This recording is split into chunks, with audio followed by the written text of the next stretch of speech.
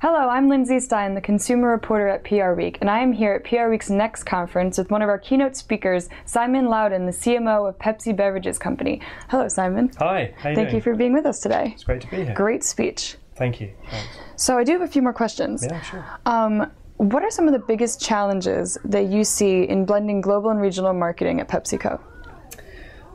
Yeah, some of the biggest challenges actually are around people rather than the work. That would make sense. And it's around, if you're trying to change the way you work and people have been in their role for 3, 4, 5, 6 years, then people automatically feel threatened. So it's really trying to help them understand and show them that actually because their work has changed doesn't mean it's a bigger or smaller role, it's just a different role. So you mean among the employees, not the consumers? Amongst the employees, among the employees, yeah. So the internal changes, I think, are probably the biggest ones, to be honest with you, because as you saw today, the global consumer is becoming more and more consistent, right? And so we can just embrace that. But if we don't recognize internally we need to work differently as a team, then it doesn't really matter what's happening outside. And how does PepsiCo go about making sure the message is consistent globally with its employees? Sure. Well, I think to make sure it's consistent, we do a couple of things. The first is frequency is a big thing. So we can't go quiet on our employees for a long time. We have to be. You can't over-communicate, I don't think. And I'm a big fan of the corridor speech. So if you can't say what you're going to say in 3 or 4 lines, then you really haven't got your story straight. So we try and have a corridor speech, do it frequently, make sure we've got who would be the antagonists or the guys with the biggest share of voice internally, have them preaching it as well, and then it sort of has a self-fulfilling prophecy, as long as the work is good.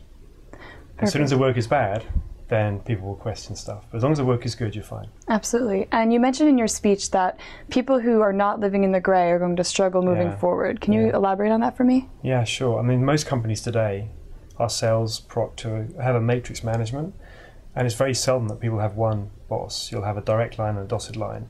And with that comes a sort of grey set of responsibilities and roles.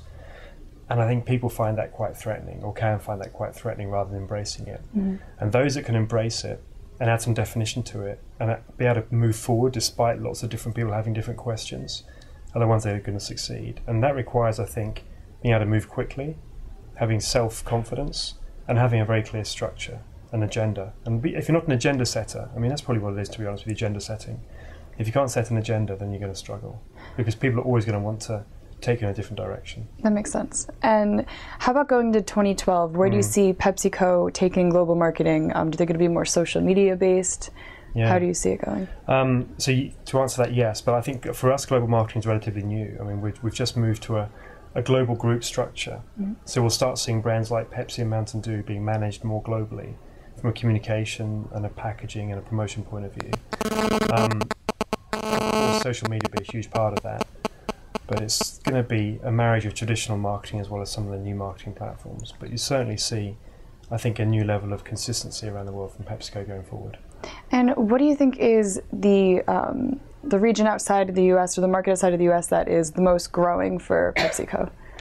From a marketing or from a business point of view? From a business. We have several areas for us that are really powerful. Markets like the Middle East are really powerful. Markets like China are very powerful. Markets like India are very powerful. Yeah, wasn't there a new flavor that was just released in India? Or we've got some new platforms that have just been launched in India. Yeah, some new products and stuff. And we're very active innovation-wise in India and China. That's I mean, India and China both have 1.2 billion people, and so we're very active in those markets. Middle East market leaders, 80 or 90% market shares in those parts of the world. So they're some of our most successful parts of the world, no question. Well, fantastic. Well, we look forward to seeing where PepsiCo will go. Thank you very much. Thank you for being with us today. It's a pleasure. Thank you.